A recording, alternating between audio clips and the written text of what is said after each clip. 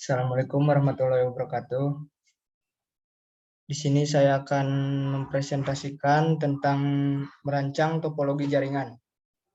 Perkenalkan, nama saya Gilang Nanda Ilyasa dari kelompok 5. Materi yang akan dibahas meliputi pengetahuan dasar konsep desain jaringan, jaringan untuk kebutuhan bisnis, topologi jaringan dan jenisnya, pemilihan penggunaan sistem kabel atau wireless, cara menghitung physical and financial constraint.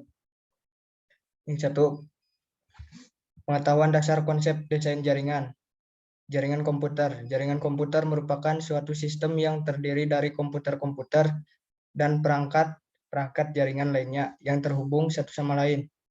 Bekerja sama untuk mencapai suatu tujuan, perangkat jaringan sangat penting untuk berlangsungnya hubungan atau komunikasi antar komputer. Tujuan dan manfaat membangun jaringan komputer. Sharing resource, media komunikasi, integrasi data, keamanan data, dan web browsing. Terminologi dasar jaringan. Jaringan komputer dibangun dalam bentuk dan ukuran yang berbeda-beda, bergantung kondisi dan kebutuhan desain dari jaringan komputer. Sangat pesat perkembangannya. Desain inilah yang disebut network terminologi.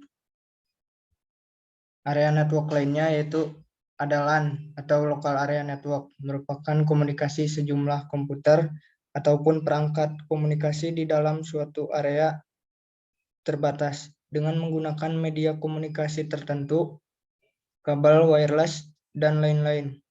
Ada WAN, Wide Area Network, merupakan komunikasi antara LAN yang satu dengan yang lainnya, dipisahkan oleh jarak geografis yang cukup jauh. Misalnya hubungan antara kantor pusat dengan cabang-cabang yang ada di daerah. MAN, Metropolitan Area Network, merupakan jaringan dengan area operasi lebih besar dari LAN, tetapi lebih kecil dari WAN di sebuah kota dengan kapasitas data yang performa hardware yang tinggi. Storage Area Network atau SAN, merupakan koneksi-koneksi perangkat penyimpanan melalui teknologi seperti player channel.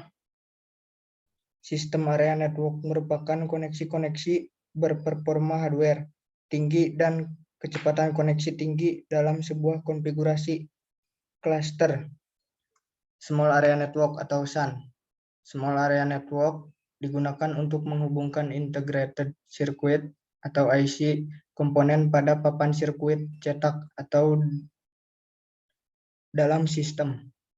Personal Area Network atau PAN. Personal Area Network (PAN) adalah jaringan komputer yang digunakan untuk komunikasi antara komputer perangkat, termasuk telepon dan asisten pribadi digital, dekat dari satu orang perangkat mungkin atau tidak milik orang tersebut. Dash Area Network atau DAN. Dash Area Network atau DAN adalah workstation multimedia berbasis di sekitar interkoneksi ATM, seperti yang ditunjukkan dalam diagram di atas. Cluster Area Network atau SAN adalah jaringan yang terbentuk dari beberapa jaringan LAN, namun tidak cukup besar untuk disebut MAN.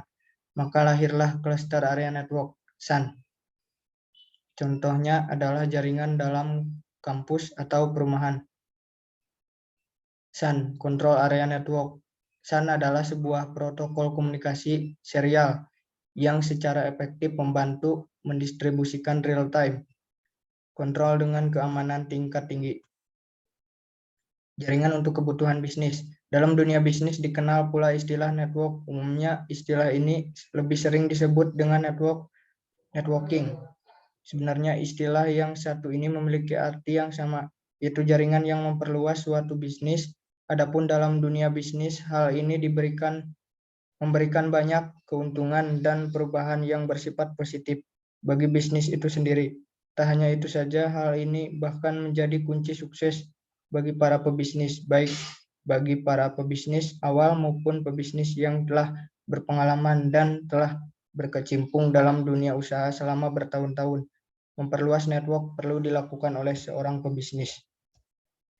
Tujuan teknologi jaringan komputer di dunia bisnis atau usaha adalah sebagai berikut. Teknologi jaringan komputer akan membantu dan mempermudah kinerja pegawai karena diharapkan dengan adanya teknologi tersebut, pegawai dapat menyelesaikan tugasnya dengan cepat, mudah, dan dapat mengirim dan menerima file melalui jaringan komputer. Teknologi jaringan komputer dapat meminimalkan biaya dan waktu. Dengan adanya teknologi tersebut, pegawai tidak perlu berpindah tempat untuk mengirim dan menerima file dari komputer lain, sehingga dapat menghemat waktu dan biaya. Teknologi jaringan komputer akan memberikan dampak yang positif untuk pegawai selama dia tidak menyalahi peraturan yang ada, seperti hacker, cracker, dan lain-lain. Dipastikan dengan adanya teknologi jaringan komputer dapat memberikan kecepatan dalam bekerja dengan biaya dan waktu yang minimal, sehingga dapat menyelesaikan pekerjaannya yang lain. Perkembangan pengolahan data. Pada akhir tahun 60-an, komputer telah banyak dipakai di perusahaan-perusahaan, di antaranya membantu menangani pengolahan data administrasi, personalia, pembukuan, investasi barang, pembelian, penjualan, dan lain-lain. Penerapan jaringan komputer dalam home aplikasi. Beberapa menggunakan lebih populer dari internet. Untuk pengguna rumahan adalah sebagai berikut. Akses ke informasi jarak jauh, komunikasi orang ke orang, interaktif hiburan, elektronik commerce. Penerapan jaringan komputer dalam perbankan.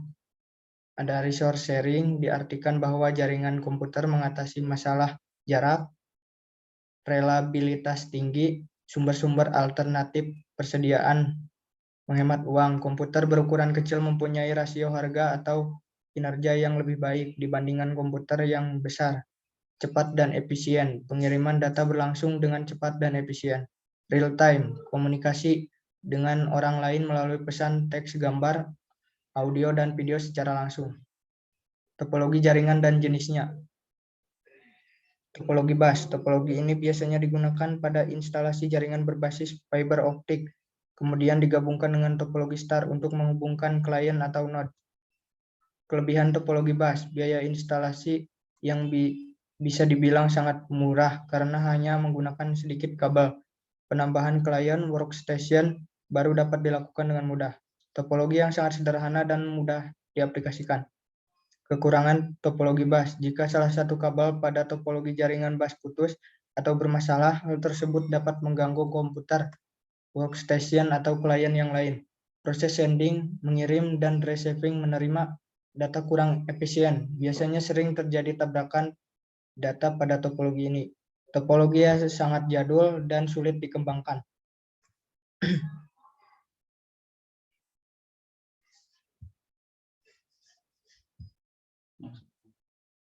Topologi star. Topologi star atau bintang merupakan salah satu bentuk topologi jaringan yang biasanya menggunakan switch atau hub untuk menghubungkan klien satu dengan klien yang lain. Kelebihan topologi star, apabila salah satu komputer mengalami masalah, jaringan pada topologi ini tetap berjalan dan tidak mempengaruhi komputer yang lain. Bersifat fleksibel, tingkat keamanan bisa dibilang cukup baik daripada topologi bus. Kemudahan deteksi masalah cukup mudah jika terjadi kerusakan pada jaringan.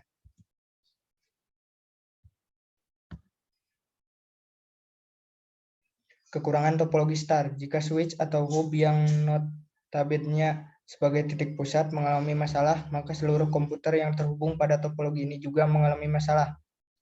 Cukup membutuhkan banyak kabel, jadi biaya yang dikeluarkan bisa dibilang cukup mahal. Jaringan sangat tergantung pada terminal pusat. Topologi ring atau cincin merupakan salah satu topologi jaringan yang menghubungkan satu komputer dengan komputer lainnya dalam suatu rangkaian, melingkar. Mirip dengan cincin, biasanya topologi ini hanya menggunakan LAN card untuk menghubungkan komputer satu dengan komputer lainnya. Kelebihan topologi ring, memiliki performa yang lebih baik daripada topologi bus, mudah diimplementasikan, konfigurasi ulang, dan instalasi perangkat baru bisa dibilang cukup mudah. Biaya instalasi cukup murah. Kekurangan topologi ring yaitu kinerja komunikasi dalam topologi ini dinilai dari jumlah atau banyaknya titik atau node. Troubleshooting bisa dibilang cukup rumit. Jika salah satu koneksi putus, maka koneksi yang lain juga ikut putus. Pada topologi ini biasanya terjadi collision atau tabrakan data. Topologi mesh. Topologi mesh merupakan bentuk topologi yang sangat cocok dalam hal pemilihan rute yang banyak. Hal tersebut berfungsi sebagai jalur backup pada saat jalur lain mengalami masalah. Kelebihan topologi mesh, jalur pengiriman data yang digunakan sangat banyak, jadi tidak perlu khawatir akan adanya tabrakan data collision. Besar bandwidth yang cukup besar, lebar, keamanan pada topologi ini bisa dibilang sangat baik. Proses kekurangan topologi mesh, proses instalasi jaringan pada topologi ini sangatlah rumit. Membutuhkan banyak kabel, memakan biaya instalasi yang sangat mahal, dikarenakan membutuhkan banyak kabel.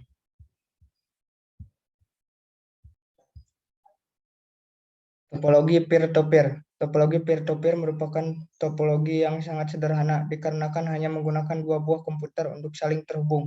Pada topologi ini biasanya menggunakan satu kabel yang menghubungkan antara komputer untuk proses pertukaran data.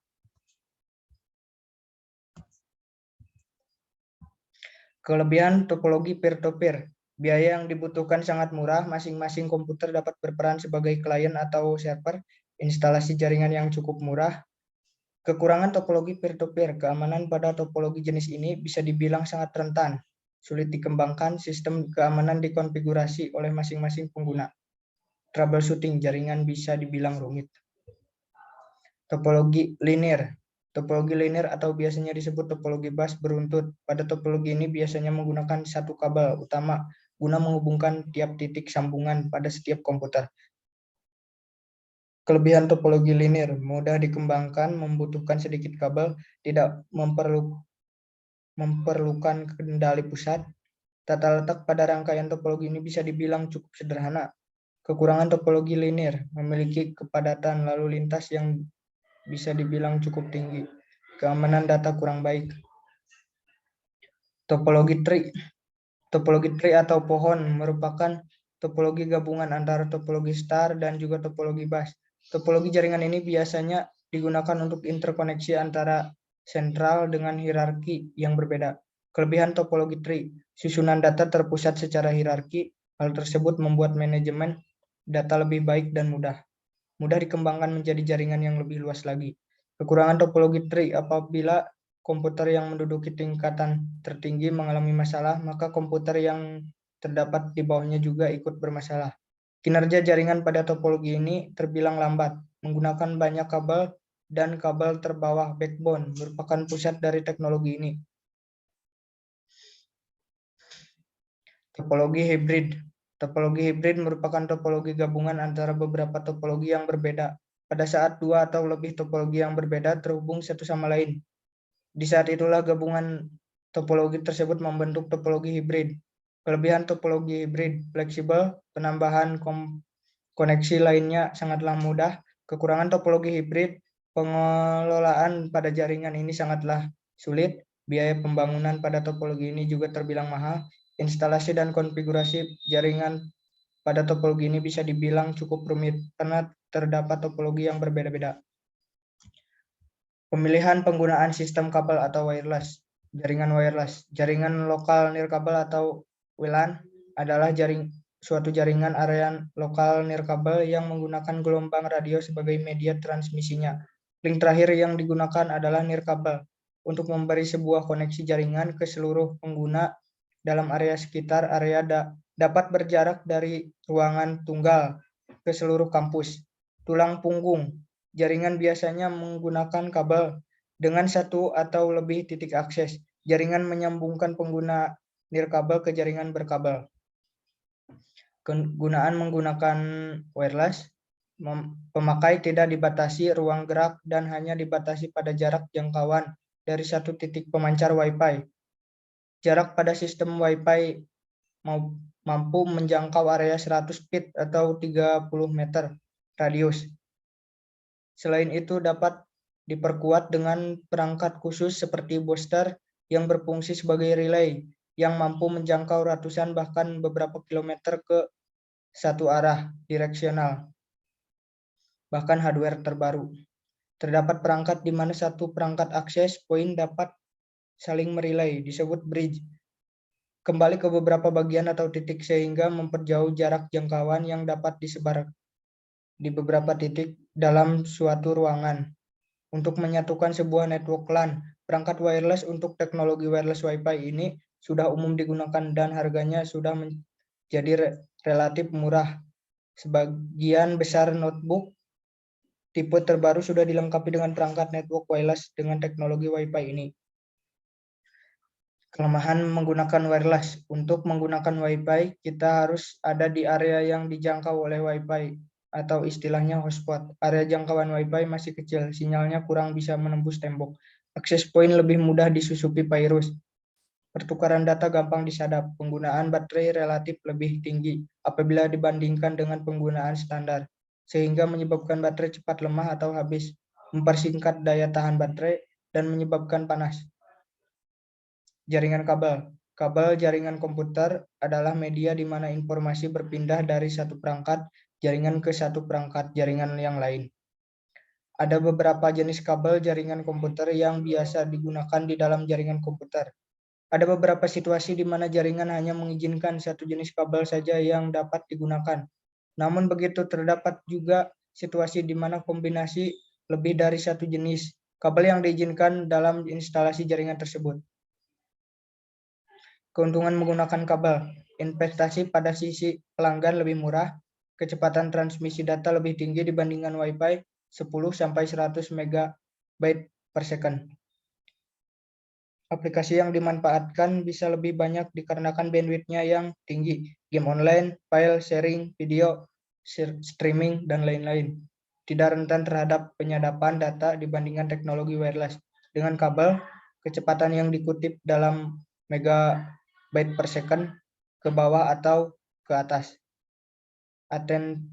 Atentiasi meningkat pada frekuensi tinggi. Pada frekuensi tinggi, keseimbangan menurun sehingga tidak dapat mengkompensasi timbulnya aksarostalka dan sinyal akreolesea. Harganya cukup mahal. 5. Cara menghitung physical and financial constraint. Untuk menganalisis financial market constraint, hipotesis ini Evan dan Layton 1989 dan Evan and Giovanni 1989 melihat hubungan antara usaha yang baru dibuka atau self-employment dengan kepemilikan aset individu. Studi lain untuk Hart dan Lusardi 2004 menggunakan strategi yang sama untuk menganalisis hipotesis tersebut di tingkat rumah tangga. Hasilnya menunjukkan bahwa pembukaan usaha dan kekayaan berasosiasi positif baik di tingkat individu maupun rumah tangga. Dengan kata lain, ada financial market constraint baik bagi rumah tangga maupun individu. Studi ini melihat financial market constraint di Indonesia dengan dua arah, yaitu pertama melihat hubungan antara pembukaan usaha baru oleh rumah tangga dengan total aset rumah tangga. Kedua, menggunakan hasil survei yang secara langsung menanyakan tentang hambatan dalam mendapatkan pinjaman untuk pembukaan usaha. Data Indonesia Family Life Survey 4, IPS LS 4 2007 dan IPS 3 2003 menunjukkan bahwa kebutuhan modal untuk pendirian usaha rumah tangga bervariasi berdasarkan sektor. Tabel 1 menampilkan urutan kebutuhan modal awal untuk lebih dari 3.000 usaha rumah tangga. Sektor keuangan, asuransi, dan real estate membutuhkan modal awal paling besar, diikuti dengan sektor angkutan dan komunikasi, sektor jasa, guru, dan industri pengolahan pembuatan makanan memerlukan modal terendah. Tabel 1, modal awal pembukaan usaha rumah tangga. Sektor keuangan, asuransi, real estate, ranking modal 1, jumlah usaha rumah tangga 111, angkutan dan komunikasi, ranking modal awal 2, jumlah usaha modal tangga 117, jasa tenaga profesional, ranking modal 3, 61, jasa transportasi, beca, ojek, taksi, ranking modal awal 4, Jumlah usaha rumah tangga 163. Bangunan 5. Jumlah usaha rumah tangga 38. Lainnya 6. Jumlah usaha rumah tangga 86. Penjualan bukan makanan. Ranking modal awal 7. Jumlah usaha rumah tangga 1002. Jasa lainnya penjahit salon. Ranking modal awal 8. Jumlah usaha rumah tangga 32. Pertanian, pertambangan dan penggalian. Ranking modal awal 8. Jumlah usaha rumah tangga 28. Pertambangan, pertanian, kehutanan, perikanan. Modal ranking 10. Jumlah usaha rumah tangga 51. Industri lainnya, ranking modal awal 11. Jumlah usaha rumah tangga 208. Industri pakaian, ranking modal awal 12. Jumlah usaha rumah tangga 49. Rumah makan penjualan makanan, ranking modal awal 13. Jumlah usaha rumah tangga 1196. Jasa guru, ranking modal awal 14. Jumlah usaha rumah tangga 10. Industri pengolahan atau pembuatan makanan 15. Jumlah usaha rumah tangga 193. Menggunakan data IFELS 5, Financial Market Constraint hanya terjadi untuk sektor yang membutuhkan startup kapital yang besar. Untuk usaha yang memerlukan modal awal relatif kecil, tidak ditemukan hubungan positif antara usaha baru dan aset. Rumah tangga di Indonesia cenderung dapat meminjam dari keluarga, teman atau tetangga untuk membuka usaha yang memerlukan modal relatif kecil, sehingga aset pribadi bukan merupakan salah satu sumber modal usaha selain pinjaman formal dari bank.